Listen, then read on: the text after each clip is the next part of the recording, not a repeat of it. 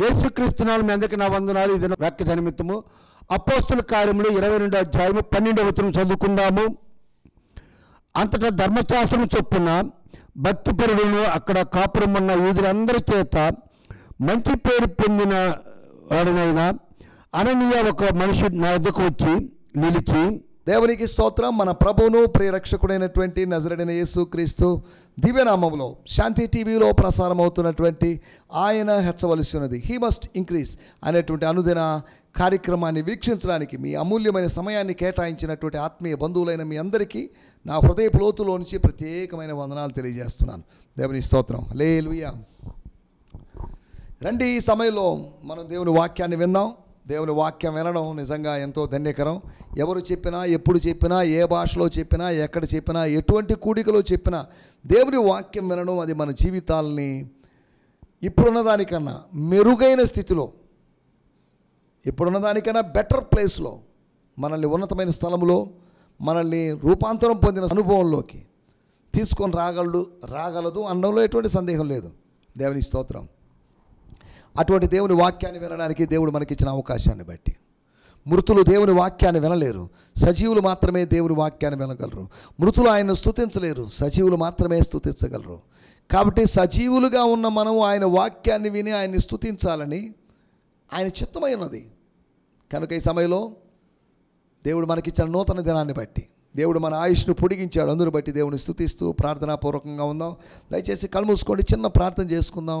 ప్రార్థనలో నాతో కలిసి ఏకీభవించాల్సిందిగా కోరుతున్నాం. పరిశుద్ధమైన మా దేవా, మహోన్నతుడా, మహాగణుడా, మీ నామాన్ని స్తుతిస్తున్నాం. మాకిచ్చిన మంచి రోజు కొరకై, నూతనమైన రోజు కొరకై మీకు వందనం చేయిస్తున్నాం. ఈ సమయంలో మీ వాక్యం వినడానికి మమ్మల్ని మేము సిద్ధపరచుకుంటున్నాం. మాకు ఏకాగ్రతను మీరు కలుగు చేయండి. మమ్మల్ని డిస్టర్బ్ చేసేటువంటి ప్రతి దుష్ట శక్తిని నజరేయుడైన యేసు నామములో గద్దిస్తున్నాం. తండ్రి, మీ స్వరాన్ని మాత్రమే మేము వినగలడు సాయం చేయండి. మానవ స్వరాన్ని మరుగు చేసి, మాట్లాడే ఆ వ్యక్తి యొక్క స్వరాన్ని మరుగు చేసి, మీ స్వరమే ఆత్మలో వారికి వినబడగలుగుటకు, ఆ సత్యాన్ని, ఆ సారాంశాన్ని వారు గ్రహించగలుగుటూ సాయం చేయమని అడుగుకుంటూ, మరి ముఖ్యంగా మా వీక్షకుల్లో ఎవరైనా అనారోగ్యంతో, బలహీనతలతో ఉన్నట్లయితే వారిని మీ చేతిలో సమర్పిస్తున్నాం. వారిని మీరు దర్శించండి. యేసు నామములో సంపూర్ణమైన విడుదల మీరు అనుగ్రహించండి. మీ దాసులు కిషోర్ కుమార్ సార్ గారికి ఇచ్చిన నెమ్మది కొరకై మీకు వందనాలు. గత దినాల్లో హాస్పిటల్లో ఉన్నప్పటికీ డిశ్చార్జ్ అయ్యి రావడానికి మీరు సాయం చేశారు. అందును బట్టి మీకు వందనం చేయిస్తున్నాం. తండ్రి, ఇంకనూ వేరు బలహీనతలతో, క్యాన్సర్స్తో బాధపడుతున్న వారు ఉన్నారు. ఇక వేరు సమస్యలతో బాధపడుతున్న వారు ఉన్నారు. ఈ రోజుల్లో కూడా స్వస్థతలు జరుగుతాయా అని ప్రశ్నించే వాళ్ళు ఉన్నటువంటి రోజుల్లో దైవికమైన స్వస్థతను విశ్వసిస్తూ, నిన్న నేడు నిరంతరము ఏకరీతిగా ఉన్న నిన్ను విశ్వసిస్తూ, రక్షింపనేరకున్నట్లు, స్వస్థపరచనేరకున్నట్టు నీ హస్తము కురచకాలేదని భావించి, వాక్యాన్ని గ్రహించి, ప్రభా దైవికమైన స్వస్థతలు జరగాలని, మా మధ్యలో జరగాలని మేము ప్రార్థిస్తూ, ఆశిస్తూ, మీ ప్రియులు ఒక్కొక్కరిని మీరు దర్శించండి ప్రభా. తని మీకు వందనం చేస్తున్నాం. ఈ ఉదయకాలం మీరు మాతో మాట్లాడండి, మమ్మల్ని దర్శించండి, బలపరచు, మేలు చేయమని యేసు నామములోనే ప్రార్థించగలుగుతున్నాం పరమ తండ్రి. Amen, amen, amen. దేవుని స్తోత్రం. మరొక పర్యాయం మీకు ప్రత్యేకమైన వందనాలండి. ఈ సమయంలో మనం దేవుని వాక్యాన్ని ధ్యానించుకుందాం. నిన్న యేసు హింసించబడ్డాం. యేసు ఇప్పటికీ హింసించబడుతున్నాడు. అదేంటండి యేసు ఇప్పటికీ హింసించబడ్డం ఏంటి అంటారేమో. ఒక్క మాట మీకోసం నేను చదువుతాను, అప్పుడు మీకు అర్థమవుతుంది యేసు హింసించబడుతున్నాడా లేదా అనేది. గలతీయులకు రాసిన పత్రిక 4వ అధ్యాయము 29వ వచనం. అప్పుడు శరీరమును బట్టి పుట్టినవాడు ఆత్మను బట్టి పుట్టిన వానిని ఎలాగూ హింస పెట్టెనో ఇప్పుడును అలాగే జరుగుతున్నది. గమనించాలి.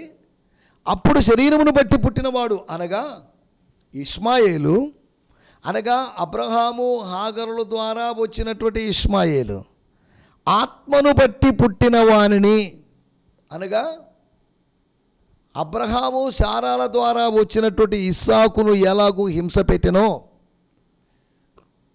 అనగా ఆదికాండం 21వ అధ్యాయములో ఇస్సాకు పాలు విడిచిన దినమున గొప్ప విందు చేసిన తర్వాత జరిగిన సంఘటన గురించిన ప్రస్తావన.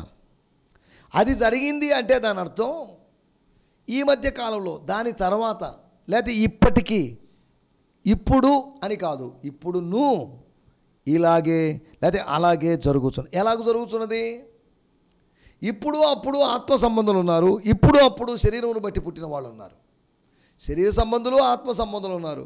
ఆత్మ సంబంధులు శరీర సంబంధులు ఇబ్బంది పెడతారని కాదు, శరీర సంబంధులే ఆత్మ సంబంధులు ఇబ్బంది పెడుతున్నారని ఇక్కడ రాయబడింది. అలాగైతే యేసు ఆత్మ సంబంధి, యేసు సంఘము ఆత్మ సంబంధి, యేసు బిడ్డల ఆత్మ సంబంధులు లోక సంబంధుల మీద దాడి చేస్తూనే ఉన్నారు. భారతదేశంలో అయితే మైనారిటీలు అనేటువంటి ఉద్దేశంతో, అల్పసంఖ్యాకులు అనే ఉద్దేశంతో, తక్కువ మంది ఉన్నారనే ఉద్దేశంతో దాడి చేస్తున్నారేమో. కొన్ని చోట్ల దీని వెనకాల ఉన్నటువంటి ఆత్మ సంబంధమైన కారణాలు ఉన్నాయి. అనగా ఇష్మాయేలీలు ఇస్సాకులని హింసిస్తున్నారు. అదే మనం ఆలోచిస్తే ఈ గలతీ పత్రికలోనే 5వ అధ్యాయంలో అసలు ఏంటిదంతా అని మనం కొద్దిగా అర్థం చేసుకోవడానికి అపోస్తలుడైన పౌలు చెప్తున్నట్టు మాట ఒకటి మనం గమనించాలి. 17వ వచనం, 5వ అధ్యాయము 17వ వచనం, శరీరము ఆత్మకును ఆత్మ శరీరమునకు విరోధముగా అపేక్షించును. అనగా శరీరానుసారమైనది ఆత్మానుసారమైన దానికి, ఆత్మానుసారమైనది శరీరానుసారానికి విరోధముగా అపేక్షిస్తుంది. అపేక్షించడం అంటే ఆశించడం, డిసైడ్ చేయడం, ఉపేక్షించడం కాదు. ఇవి ఒకదానికి ఒకటి విరోధముగా ఉన్నవి. ఆత్మకు విరోధముగా శరీరము, శరీరమునకు విరోధము, రెండు ఒకేలాగా లేవు. శరీరములో ఆత్మ ఉన్నప్పటికీ శరీరముతో సహకరించదు ఆత్మ. శరీరం వేరు, ఆత్మ వేరు. ఇవి ఒకదానికొకటి వ్యతిరేకంగా ఉన్నాయి కనుక మీరేమి నిశ్చయించుతురో వాటిని చేయకూడదు. ఏదో చేయాలనుకున్నాం, ఉపవాసం ఉండాలనుకున్నాం, ఉండలేకపోతున్నాం. పరిశుద్ధంగా జీవించాలనుకుంటున్నాం, జీవించలేకపోతున్నాం. కారణం ఏంటి? కారణం లేదా? ఉంది. కారణం ఉంది అని చెప్తున్నాడు. ఇది కారణం. శరీరమునకు విరోధముగా ఆత్మకు విరోధముగా శరీరము, శరీరమునకు విరోధముగా ఆత్మ ఉంది కాబట్టి ఇలా జరుగుతుంది. రోమాపత్రిక 7వ అధ్యాయంలో పౌలు గారు అంటారు, నాకు అదే మంచి చేయాలని ఉందండి, కానీ నేను చేయలేకపోతున్నాను. కారణం ఏంటి? నాలో ఒక నియమం ఉన్నది, పాప నియమం ఉన్నదని. గలతీ పత్రిక 4వ అధ్యాయంలో నేను చదువుతున్నాను, బ్రయాన్ సిమ్మన్స్ గారి తర్జుమాలో నుంచి 29వ వచనం. And just as the son of the natural world at the time harassed the son born of the power of the Holy Spirit, so it's today. అప్పుడు జరిగినట్టుగా, ఆనాడు జరిగినట్టుగా, అలనాడు జరిగినట్లుగా ఈనాడు కూడా జరుగుతుంది. అంతేకాకుండా 5వ అధ్యాయంలో నేను ఇందాక చదివిన మాటలే చదువుతున్నాను, 17వ వచనం. When your self life soulish life, లేకపోతే your carnal life, your self life craves the things that offend the Holy Spirit, you hinder him from living free with you. And the Holy Spirit's intense cravings hinder your self-life from dominating you. So then the two incompatible and conflicting forces within you are your self-life of the flesh and the new creation life of the Spirit. ఇక్కడ కొద్దిగా వివరణాత్మకంగా ఇచ్చారు, మనం వాటిలోకి వెళ్ళలేదు. ఆ మాటల యొక్క ఉద్దేశం ఏంటంటే, మనము ఆత్మ సంబంధులమే, కానీ మన శరీరము మనల్ని అభ్యంతరం కలిగించే అవకాశం ఉంది. అలాగని శరీరం శత్రువు అని నేను అనడం లేదు. కొన్నిసార్లు మిత్రుడే మన హితము కోరి గాయములు చేయొచ్చు. శత్రువులాగా ఉండేవాడు, శత్రుత్వ భావన కలిగినవాడు, వాడు ముద్దులు పెట్టవచ్చు, ప్రేమ ప్రదర్శిస్తున్నట్టు నటించవచ్చు. కానీ స్నేహితుడు అలా నటించడు, గాయపరిచినట్టుగా మాట్లాడతాడు. ఆ గాయములు, ఆ దెబ్బలే కొన్నిసార్లు ప్రయోజనకరం. మనం ఇక్కడ ఆలోచిస్తున్న విషయాల్లోకి వచ్చేద్దాం. ఇవన్నీ ఎందుకు చెప్తున్నానంటే, మనం చదువుకున్న మాటలు 22వ అధ్యాయం మనం చదువుకుందాం. 22వ అధ్యాయము మన మూలవాక్యం, 22వ అధ్యాయము 12వ వచనం. యేసు హింసించబడ్డం గురించి మనం పక్కన పెట్టేసి, నేను ఎపిసోడ్ల విషయాలు పక్కన పెట్టేసి, ఈరోజు ధ్యానం కొరకై 22వ అధ్యాయము అనగా అపోస్తలుల కార్యము, book of acts 22nd chapter verse 12.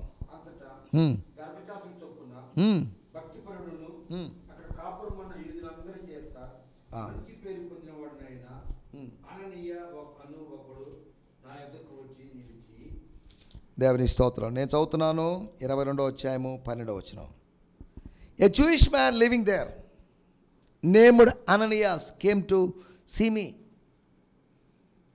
అనగా దమస్కులో నివసిస్తున్నటువంటి నేనున్నటువంటి ప్రాంతంలో నివసిస్తున్నట్టు నేను ఆ ఇంటికి దగ్గర జూడాస్ గారి ఇంటికి దగ్గరలో ఉన్నటువంటి ఒక సోదరుడు, a Jewish man living there named Ananias came to see me. He was a godly man who lived according to the law of Moses and was highly esteemed by Jewish community.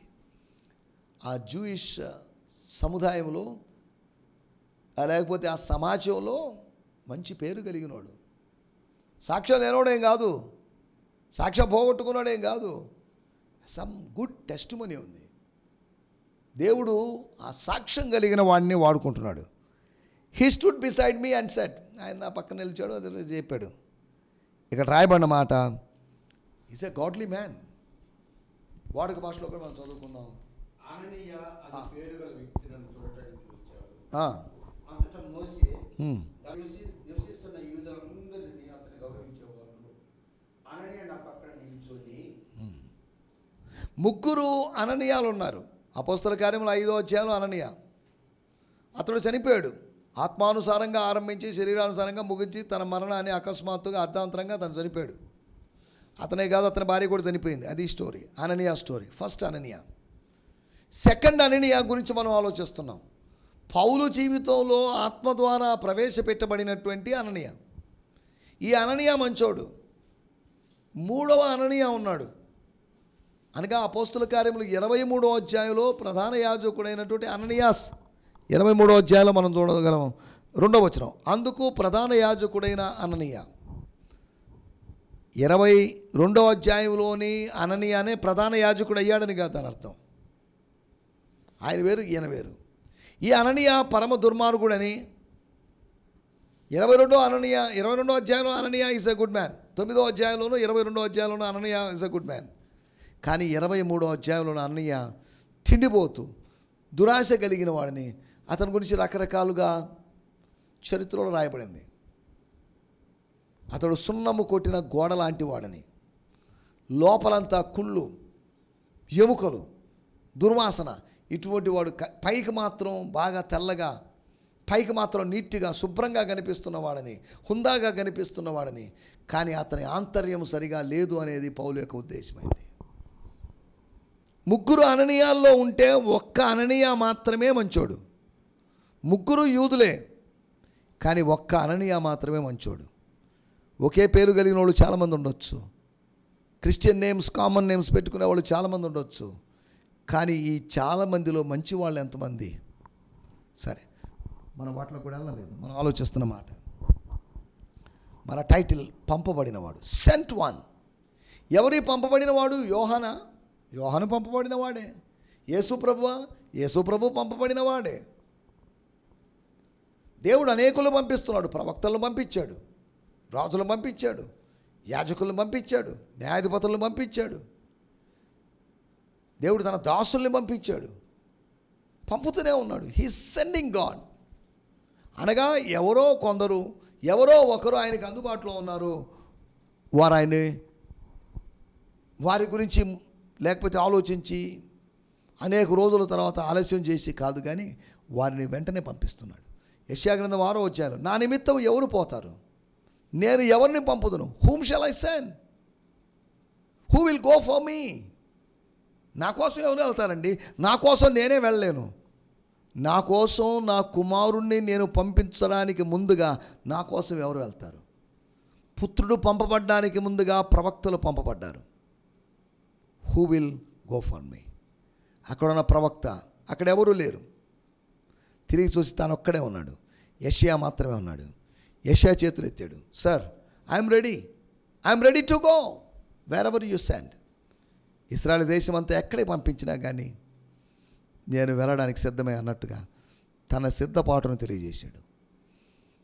దేవాలయంలో ఉన్న అతన్ని, ఆ దర్శనంలో ఉన్నటువంటి అతన్ని, ఆ spiritual స్టేటస్లో లేకపోతే సిచ్యువేషన్లో ఉన్న అతన్ని అక్కడి నుంచి దేవుడు అతనికి బయటికి పంపించేశాడు అని మనం అర్థం చేసుకోవచ్చు. సేవ నిమిత్తం పంపించాడని అర్థం చేసుకోవచ్చు. మనం జాగ్రత్తగా ఆలోచించాలి. పంపబడినవాడు అననీయ అనేటువంటి పంపబడిన వాడి గురించి మనం కొద్దిగా ఆలోచించబోతున్నాం. 4 విషయాలు మీకు త్వరగా జ్ఞాపకం చేస్తాను. ఈ అననీయ అనే పంపబడిన వాడి గురించి ఎందుకు మాట్లాడుకుంటున్నాం? అతని దగ్గర నుంచి మనం నేర్చుకోవాల్సినటువంటి పాఠాలు ఏంటి? What are the lessons that we could learn from a man sent from God. పరలోకము నుంచి పంపబడినటువంటి మనిషిని ద్వారా మనం ఏం తెలుసుకోగలం? అననీయ ఒక దేవదూత అని కాదు, అననీయ ఏదో సూపర్ న్యాచురల్ మ్యాన్ అని కాదు, భౌతికంగా హీ మ్యాన్ స్పైడర్ మ్యాన్ లాగా అటువంటి వ్యక్తి అని నేను అనలేదు. He's a different man, he become different. God used him. Is like Angel. ఆయన దేవదూత లాంటి వాడే కానీ దేవదూత ఏం కాదు. మనం ఇక్కడ ఆలోచిస్తున్న విషయాల్లోకి వచ్చేద్దాం. అపోస్తుల కార్యములు 9వ అధ్యాయము 10వ వచనం. అననీయ అను ఒక శిష్యుడు. There was a disciple called Ananias. అననీయ అను ఒక శిష్యుడు. నేను చాలండి. ఒకటి, పరలోక దర్శనాన్ని పొందినవాడు అననీయ. పంపబడిన వానికి ఒక దర్శనం ఉండాలి. దర్శనము నిన్ను పంపుతుంది. దర్శనము నువ్వు వెళ్ళడానికి ప్రేరేపణ కలిగిస్తుంది. దర్శనం లేకపోతే నువ్వు వెళ్ళలేవు. యెషయా గ్రంథము 6వ అధ్యాయంలో యెషయాకు ఆ దర్శనము లేకపోతే అక్కడే దేవాలయంలో ఉండేవాడు, కానీ అతను బయటికి వెళ్ళాడు. కారణం ఏంటంటే because of his vision he was sent out. దర్శనము పొందుకొని రాబోయే రోజుల్లో అనేక మంది యవనస్తులు మన నెల్లూరు నుంచి బయట జిల్లాలకు వెళ్ళాలి, నెల్లూరు నుంచి బయట రాష్ట్రాలకు వెళ్ళాలి. మన ప్రజలు మన ప్రాంతానికే పరిమితం కాకూడదు, వెళ్ళాలి, బయటికి వెళ్ళాలి. మన ప్రాంత ప్రజలు జిల్లా దాటి వెళ్ళరు, వెళ్ళాలి. అక్కడ ప్రాబ్లమ్స్, ప్రతికూల పరిస్థితులు ఉంటాయి. నెల్లూరు పట్టణంలోంచి ఒకరిద్దరు నాకు తెలిసిన వాళ్ళు బయటికి వెళ్ళి పరిచర్య చేస్తున్నారు.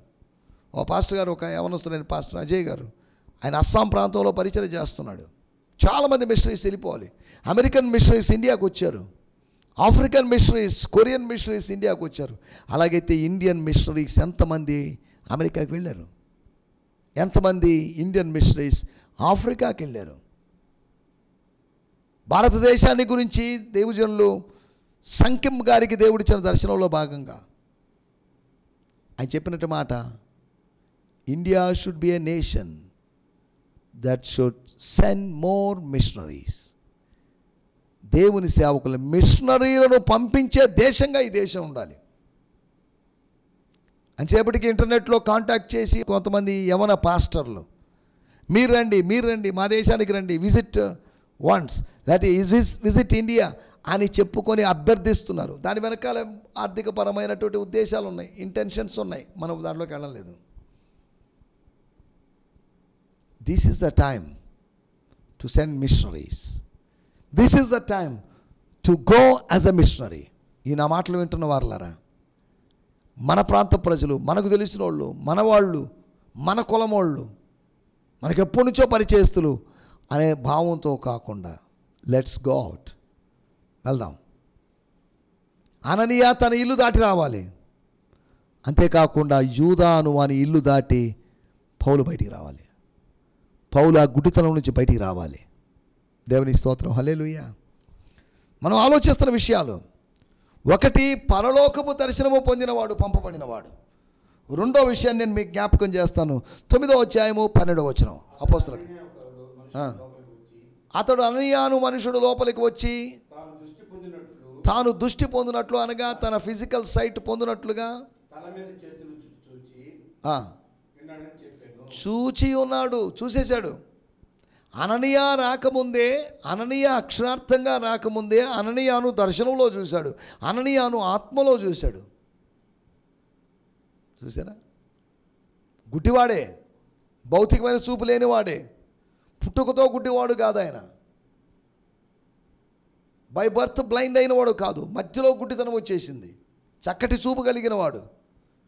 కానీ దమస్కు మార్గంలో ప్రజలు హింసించడానికి వచ్చినప్పుడు దైవికమైన వెలుగు చేత దర్శించబడి గుడ్డితనం కలిగిన వాడు, గుడ్డితనాన్ని పొందుకున్నవాడు.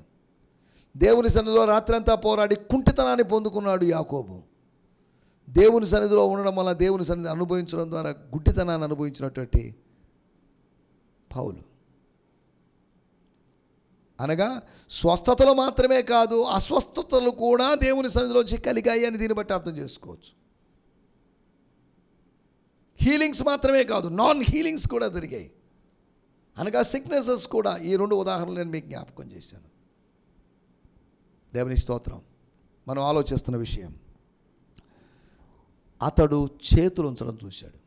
పంపబడిన వాడు వచ్చి పరిశుద్ధ హస్తాలను ఉంచడం, పరిశుద్ధ హస్త నిక్షేపణ చేయడం. దేవుని స్తోత్రం. ఒకటి, మన పరలోకపు దర్శనాన్ని పొందుకున్నాడు. రెండోది, పరిశుద్ధ హస్త నిక్షేపణ చేశాడు. వెళ్ళవయ్యా, లే your hands upon that man. ఆ మనిషి మీద, ఆ క్రూరుడి మీద, ఆ దుర్మార్గుడి మీద, ఆ దోషకుడి మీద, ఆ హానికరుడి మీద చేతులుంచు. నమ్మిన వారి వలన ఈ సూచక్రియలు కనబడతాయి. వారు రోగుల మీద చేతులు ఉంచాలి. యేసునామములో రోగు. నా చేతిలో ఏదో శక్తి ఉందని ఫీల్ కావడం కాదు. నా చేతిలో ఏ శక్తి లేదు, మనలో ఏ శక్తి లేదు. మనము విశ్వాసముతో లేదా విశ్వాస సహితంగా ఆయన ఆజ్ఞకు లోబడి చేతులు ఉంచినప్పుడు ఆయన కార్యం చేస్తాడు.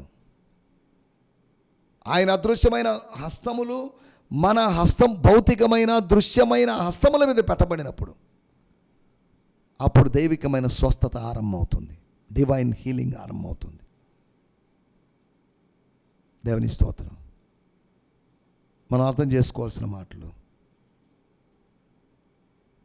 ఒకటి, ఆయన ఏం చేశాడు? ఆయనకు ఒక దర్శనం కలిగింది, దర్శన ప్రకారం బయటకు వచ్చాడు. రెండోది, త్వరపడి హస్త నిక్షేపణ చెయ్యొద్దు అని అపోస్తలుడైన పౌలు తిమోతితో, యవనస్తుడైన తిమోతితో, ఎఫెసీ సంఘంలో పరిచర్య చేస్తున్న తిమోతితో చెప్పాడు, నాయనా జాగ్రత్త, నువ్వు యవనస్తుడి. ఒకవేళ పురుషుల మీద హస్త నిక్షేపణ చేసే సమస్య లేదు, స్త్రీల మీద హస్త నిక్షేపణ చేస్తున్నప్పుడు దానివల్ల నీ ఇబ్బందికి గురవుతావు. యవనస్తుడి కనుక వద్దు, తొందరపడద్దు. లేదా హస్త నిక్షేపణ లేకుండా ప్రార్థించు అన్నట్టుగా చెప్పడం కావచ్చు.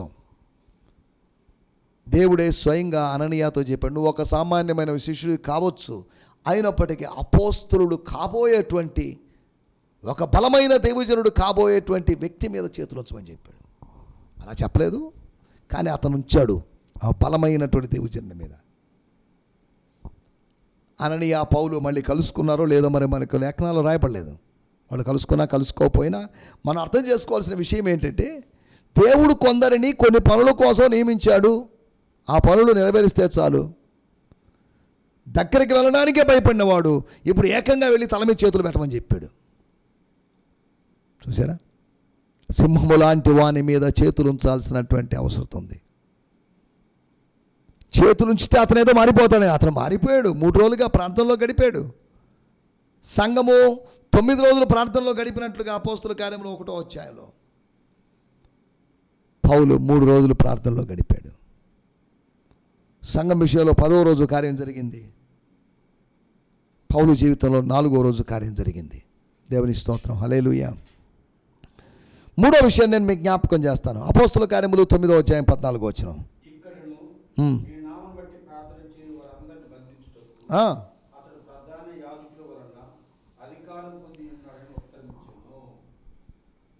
ప్రభు మాట్లాడాడు. ఇతను మాట్లాడితే ప్రభు విన్నాడని కాదు, అననీయ మాట్లాడాడు. అననీయాతో దేవుడు మాట్లాడాడు. సంభాషణ అంటే ఇద్దరు మాట్లాడుకునేది. నాలో నేను మాట్లాడుకుంటే సంభాషణ కాదు. ఒకళ్ళు నన్ను ఎవరైనా అడిగారు, ఏమండి బాగున్నారా? బాగున్నానండి.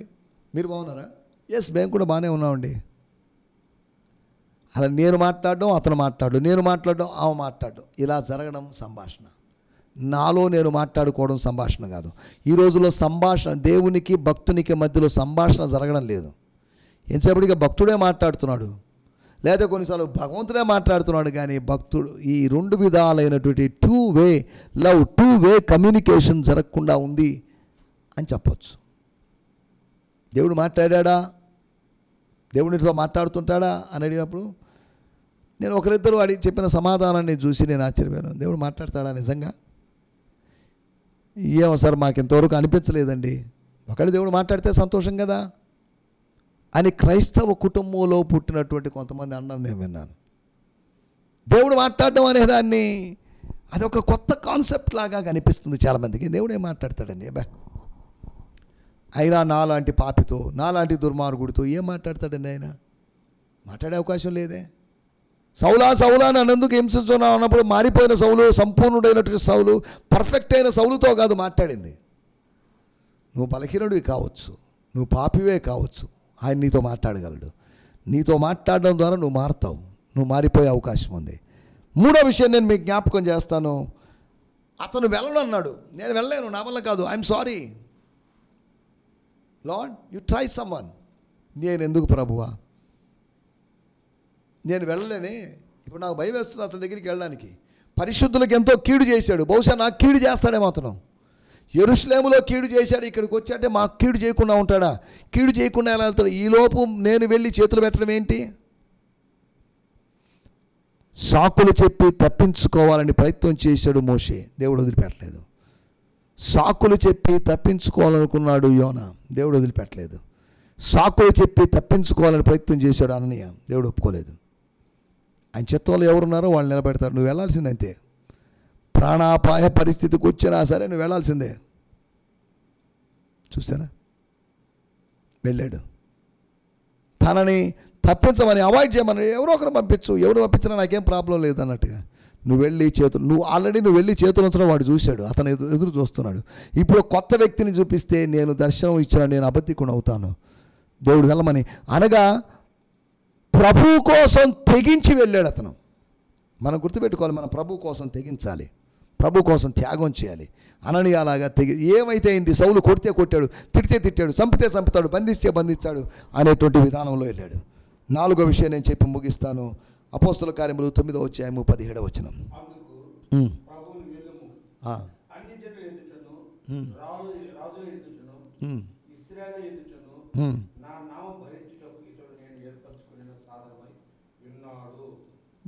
నువ్వు వెళ్ళు.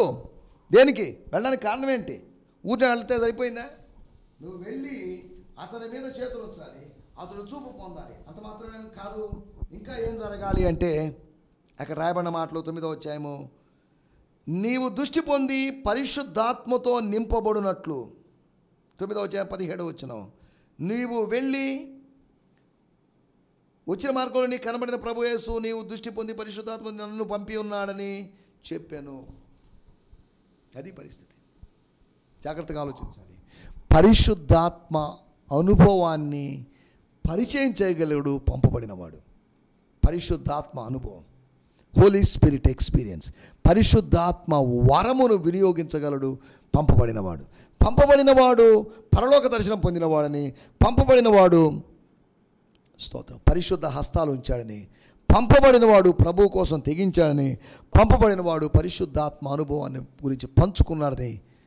కాబట్టి పంపబడిన వాళ్ళుగా ఉంటూ ఆయన చేత పంపబడుతూ పరిచయం ముందుకు సాగడానికి ప్రభు మనందరికీ కృపను అనుగ్రహించునుగాక. ఆమేన్. హల్లెలూయా, హల్లెలూయా. మీ అందరికీ వందనాలు. ఈ సందేశము మీకు ఆశీర్వాదకరంగా ఉందని నమ్ముచున్నాము. ప్రార్థన అవసరతల కొరకు మమ్మల్ని సంప్రదించవలసిన మా చిరునామా గిద్యోన్ మిషన్ చర్చ్, 6వ వీధి, శాంతినగర్, నెల్లూరు 4, ఆంధ్రప్రదేశ్. పిన్ 524004. మా ఫోన్ నంబర్లు 7036443613 మరి ఒక నంబర్ 9392293010. మా ఈమెయిల్ ఐడి gfihmi2015@gmail.com. దేవుడు మిమ్మును ఆశీర్వదించునుగాక. ఆమేన్.